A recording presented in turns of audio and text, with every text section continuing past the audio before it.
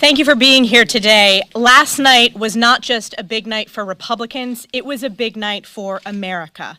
Americans across the country rejected President Biden and Speaker Pelosi's radical socialist agenda. The question now is, will Washington Democrats finally wake up and listen to the American people who have rejected this far-left agenda? Unfortunately, what we've seen is the answer is no. This morning, they are doubling down. What did we learn from last night? We learned that parents should be empowered to make decisions about their children's education, not the federal government. We learned that Americans want more jobs, not more government welfare and reckless spending creating inflation. Americans want to fund their police departments, not defund them. Americans want freedom, not far-left socialism. This is the message that united Americans across the country, from New Jersey to New York to Virginia to Texas. It united Americans behind Republicans last night, and it is exactly what House Republicans have been saying for months. Republicans are the party of parents, of education, of small businesses, of freedom, and of family. Democrats are the party of big government socialism, creating crisis after crisis. Even after their losses, Nancy Pelosi doubled down on her agenda yet again this morning, and that is exactly why she is a lame duck Speaker of the House. Republicans have a better optimistic vision for our nation, and we will continue to talk about the issues that matter to the American people. We're going to hear from a number of my colleagues today with special guests from the Virginia delegation, but first I want to hand it over to my colleague, Virginia Fox, who is the ranking member of the Committee on Education and Workforce. Virginia. Thank you, Representative Stefanik. Last night's victory in Virginia proves that the voices of parents matter. It proves that parents will not and cannot be silenced. Education is at the forefront of voters' minds because it matters. It matters what our kids learn in school. It matters what books are in our school libraries. It matters what kids believe about their country. Most importantly, it matters what our kids believe they are capable of achieving. The left has tried to take education out of the hands of parents, local government, and the states for too long. This is our answer to the left's attempt to nationalize education. No. No to leftist indoctrination, no to critical race theory, and no to identity politics. Republicans believe in policies that unite us, not divide us. We know that education is at its best when run locally and when parents have choice. That is what we are fighting for. No child should be denied the opportunity to fulfill his or her potential. It's past time to support student-focused education. Virginia's election proved that school districts no longer have to kowtow to teachers' unions. The days of caving to powerful union bosses is over. The parents have awakened and are ready and willing to fight for their kids. It's a great day for the future of education in our country. And now I yield to Rob Whitman, who will speak on behalf of the Virginia delegation. Thank you. Well, thank you, Virginia. What a great day today from the outcome of the races in Virginia yesterday. I want to point to my colleagues, Representative Morgan Griffith, Representative Bob Good, Representative Ben Klein, all part of an exciting evening yesterday. Very historic. Yesterday sent a message, not just across the Commonwealth of Virginia, but across the nation, that it's parents that matter, that it's parents that should be in charge of their children's destiny in school systems, that it's about small businesses and empowering them to make sure that they continue to build this economic engine that we know right now has been stifled. We know, too, that yesterday was about empowering communities to work with police departments to make sure they have the resources necessary to make our communities safer. Yesterday was historic, too. We have the first black female elected to statewide office in our new Lieutenant Governor, Winsome Sears. We have the first Latino elected to statewide elected office in our new Attorney General, Jason Miyares. And we have a new majority in the Virginia House of Delegates.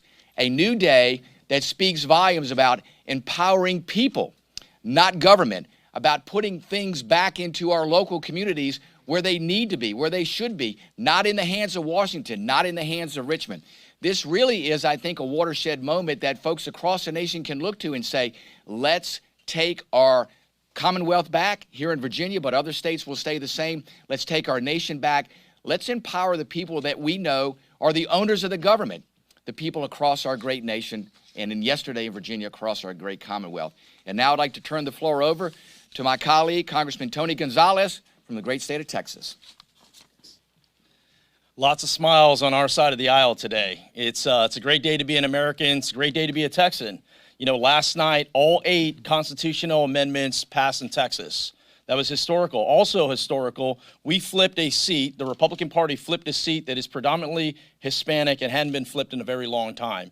What does that show? It shows that Americans have had enough with these socialist policies, these Biden socialist policies. In particular, this failed border amnesty proposal is dead on arrival, right? What it also showed is, it showed that people like RNC Chairwoman Ronna McDaniel, who invested in these Hispanic outreach centers in San Antonio, make a difference. It's how we win elections. We won the election for 2 reasons. One, Americans have had enough of this administration, from the House to the White House. 2, people like Janie and Frank Fonseca, who live in inner city San Antonio, that go out and door knock and help candidates win at all different levels. We need more people. The Republican Party needs more people like Janie and Frank if we're going to take back the House. Now I'd like to turn it over to my good friend, Julia Letlow from Louisiana. Thank you, Congressman. As a single mom of 2, a former educator, and a concerned American, education is a topic that is near and dear to my heart. It is no secret that our nation faces tremendous challenges in education. And during the pandemic this last year, many of us joined our children in the virtual classroom and found ourselves concerned with the curriculum we witnessed. The other side's proposed solutions to nationalize the curriculum and push a one-size-fits-all approach to education has proven to fail time and time again and is clearly not the answer. As Republicans, we believe that education is a true partnership between parents and the learning environment that works best for their children. We don't think that the relationship between a family and educators needs to be adversarial. We want schools to work hand in hand with families, bringing new ideas and innovations to the table that will truly put our students first. The Commonwealth of Virginia spoke loudly and clearly last night, and they agree with us. I think the problems we have with the other side's education proposals are indicative of many of the larger issues. The other side wants to shut parents out and have government do the job. That simply doesn't work because these are our children, not the government's. Parents should not have a curriculum forced on their children or fear indoctrination by a federal agenda. Instead, they should be able to choose one that fits with their beliefs and their values. Thank you, and I'd like to turn it over to my esteemed colleague from Louisiana, Republican Whip Steve Scalise. Thank you, Julia, and for all my colleagues for being here. I first want to congratulate Governor-elect Youngkin for running such an impressive campaign. And it was a campaign that was focused on optimism. It was a campaign that was focused on empowering parents to take back their state, to take back the ability to have control over their kids' education from the very union bosses who are trying to keep kids out of school, who are trying to keep parents out of school board meetings. That kind of big government socialism was rejected overwhelmingly by the voters last night in Virginia. And also, big government socialism was rejected in a number of other states. New York, you saw record numbers of Republicans getting elected to school boards, where parents are getting more and more engaged at the local level, concerned about things like critical race theory being rammed down their kids' throats, trying to teach hatred of America. That is un-American, and that was rejected last night. Something else that was rejected last night was the Democrats' radical, crazy defund the police movement, overwhelmingly rejected by voters in states like Minnesota. It was so encouraging to see people take their government back. And that's what you saw last night. And yet here in Washington, the same big government socialists who were rejected in states like Virginia are doubling down on their failed policies.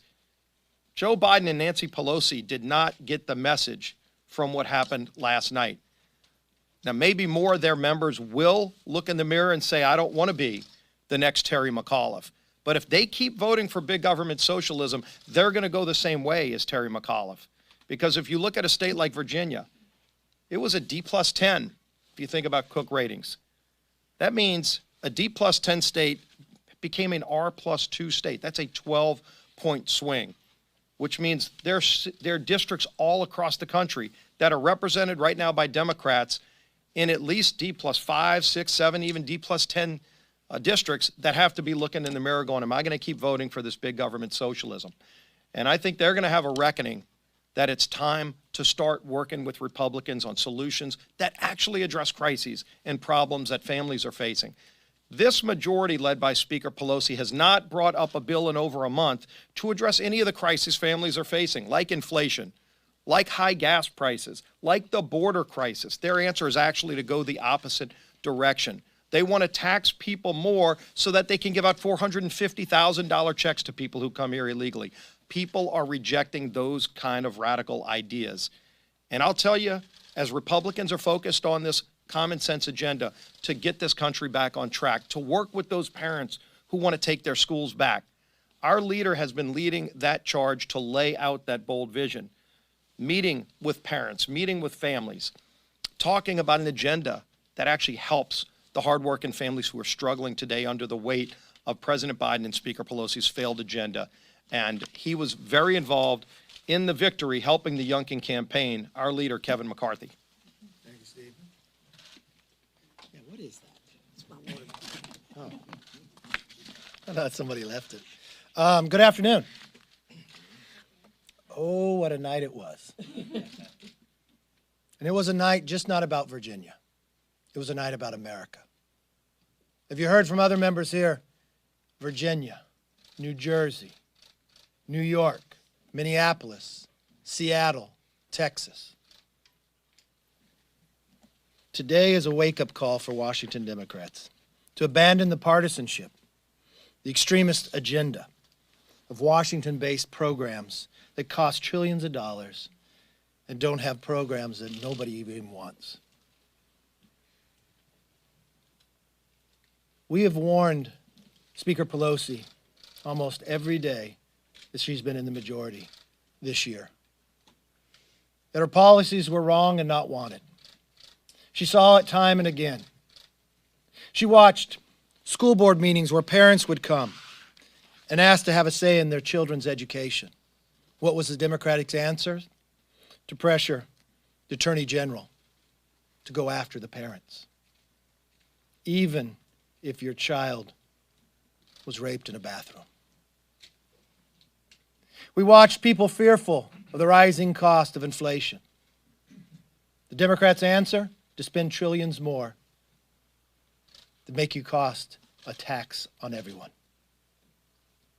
As we watched with the cameras as Republicans went to the border, led many times by Tony Gonzalez, with the fear of what was happening, of their new policies along the border, where more than 1.4 million people have come across, more than 160 countries.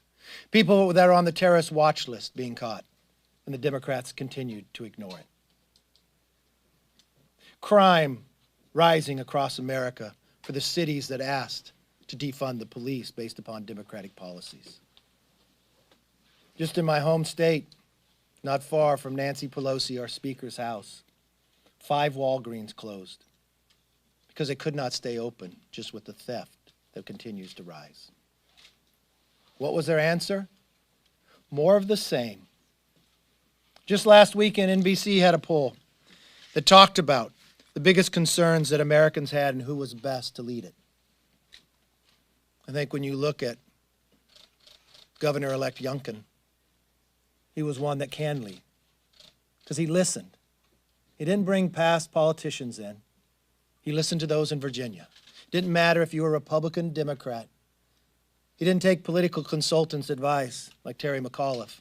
He took parents' advice. On his closing night, he talked about reforming the DMV, regardless of what party or who you are, but if you live in Virginia, they're going to answer the phone and ask how they can help. There's a fundamental belief as Americans that parents should have a say in their children's education. They should be able to know what the curriculum is. And the one thing that we have found time and again, the Democrats believe that not to be true. When I came in today, I expected maybe they'd have a change of heart. They're doubling down with a new promise to vote again on all the things that an election last night told them not to. And when you think about it, in Virginia, a Republican governor was elected after 13 consecutive statewide election losses to Democrats. But just a year ago, President Biden won by more than 10 points. And as you heard, the new Republican lieutenant governor breaking ceilings. In New Jersey, Democrats are underperforming even worse, by more than 15 points. It's not just in the governor's race, which many of you did not follow or cover. The Senate Democrat president lost to a Republican who spent less than $200 on a campaign. Now, what I would take from that is policy matters. In San Antonio, as Tony talked about, it's not the first time you took a seat that was 73% Hispanic and a Republican won. Tony has led that charge. But a state house seat that is 73% Hispanic, but carried by Joe Biden by 14 points, flipped to a Republican. In Seattle, Washington, clear across the country, yes, you heard that right, Ann Davison, a Republican, is winning a race for city attorney. How many nights has there been a riot in Seattle, Washington? She's poised to be the first woman in that role and Republican in 32 years. All those elections, and also something else happened last night. We grew our conference one more. We're now 213. It only takes 218 to be a majority, with Mike Carey winning in Ohio 15. I don't believe these races are just about Republicans. What it's about is failed policies the Democrats continue to push. I'm not sure what the speaker will do. I know we're on break next week and she's off to another European trip. I think that would make 3 in 3 months. If I was a Democrat today, the one thing I would sincerely know, there's going to be a lot of retirements, either before the election or in 370 days. If you do not change course, if you do not start listening to the public, if you do not understand the policies you are pushing or making prices more expensive, will be our most expensive Thanksgiving ever, that the gas and the price of gasoline is higher than we've watched in 7 years, and the answer from your party is begging OPEC to produce more instead of America solving their own problems. A border that's unsecure, with no attention, trillions of dollars you want to push with no money there to secure the border. And your education policy is to push the Attorney General to investigate parents. If you didn't know that was failed by the polling, if you didn't know that was a problem by the calls of Americans to your office, you should have woken up after last night, because it wasn't just in Virginia. It was in New Jersey, it was in Minneapolis, it was in Texas, and it was in Seattle. And one thing I will tell you is Republicans listen. We hear you. We know the places that we can improve, and we make this promise to you. We will soon unroll a Parents' Bill of Rights. It doesn't matter your wealth, the color of your skin. Once you have a child, it is no longer what you become. It is now what opportunity your children will have. You have a right to know what's being taught in the school. You have a right to participate. Education is the great equalizer. We're all created equal, and we're going to make sure we make that happen across this country. With that, let's open it up for questions. Yes, ma'am. What role do you think Donald Trump played in last night's election results? This morning, the former president was on a conservative radio and said, he was responsible for the win. He took credit for the win in Virginia. But Youngkin kept Donald Trump at arm's length and focused on policy and not on Donald Trump. So, what's your assessment of the role that Trump played, if any? My first was, I guess I can't be surprised the morning after Republicans win across the nation, the media wants to try to find division. I watched a Republican Party more united, more people joining it, based upon policy.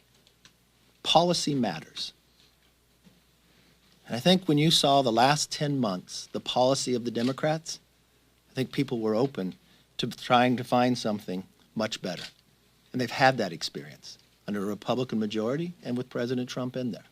But I don't think after winning all these races, that's the question that would come before us. I think that's just another political ploy. Yeah. Senator McCarthy, I know that you're saying that it's about the policy, but it's also about who's So a talking. second question about Trump. Well, it's about who's talking about the policy, Okay. and he wasn't there in Virginia talking about it. So is it a sign that he's not essential for Republicans to win? You don't necessarily need him to have a successful night. I don't know. Have you ever run for office? No. Okay, so your question is about Trump after we just held an election where inflation is higher than we've ever been apart. We have a president that shuts down a pipeline with American jobs losing more than 1 million, but allows Putin to produce 1. Where Putin is now bringing his own military to the border of Ukraine. We watched this president change by executive orders the border, where we're insecure, or the security is gone. We've watched parents come to school board meetings craving to have input. A father getting arrested when his daughter was molested in a bathroom. We watched Republican after Republican, one who only spent $200 to take down a sitting president of the Senate. This is about policy. This is about a united party. This isn't about division.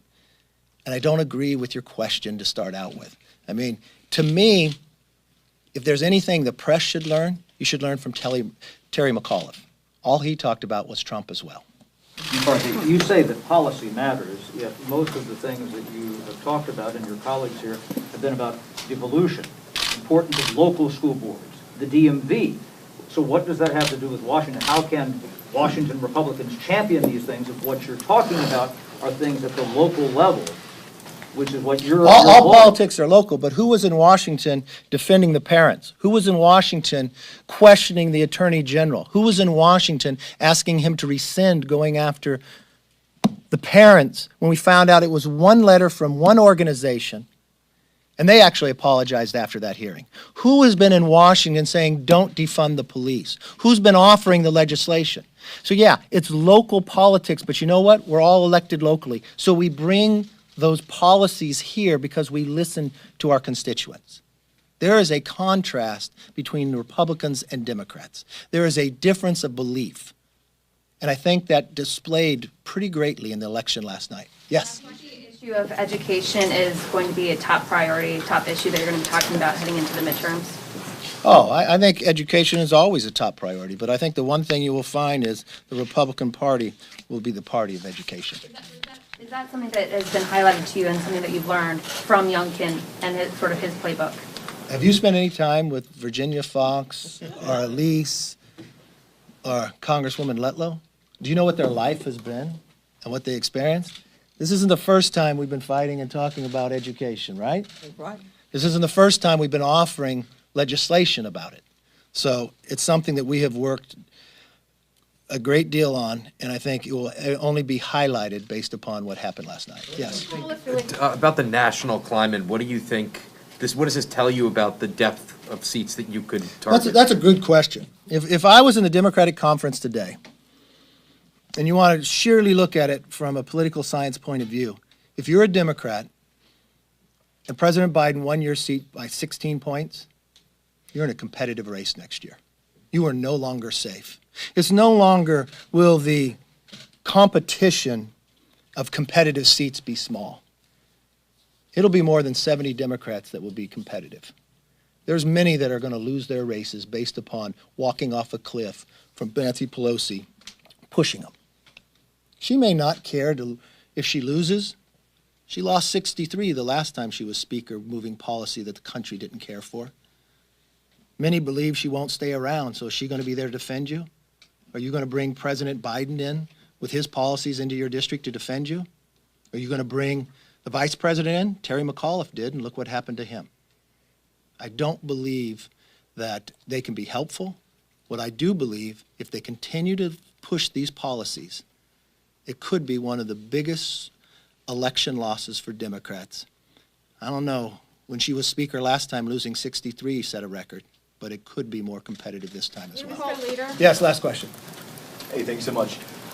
As we saw last night, there were massive waves for Republicans in New Jersey, in New York, obviously in Virginia. The last time that we saw some of these waves, in especially a state like New Jersey, was in 2019, and shortly after that, Representative Van Drew flipped from becoming a Democrat to becoming a Republican. Are you having any conversations with some of these moderate Democrats who are kind of on the cusp of potentially losing their seats next year to come on over, especially those 5 moderate Democrats who are in opposition to the reconciliation bill as it stands and don't seem to really fit in with the majority of their caucus anymore? I remember sitting in this room one time and people kind of laughed at me when I said there were some Democrats who wanted to re-register Republican. And I believe the party is a big tent and everybody's welcome. Jeff Van Drew left a party that was in the majority and joined the minority. And he did it when the history was saying we were going to lose races and seats. And it was going to be competitive for him. He had a competitive race. But he did it because he said the party has left him. I think that discussion, and I know I've had that discussion with quite a few members on the other side. Don't be pushed to do something you don't believe in, because the policies are wrong. You've been reluctant right now, but join with us. Our party is open to have other people join us. Thank you very much. Have a good day.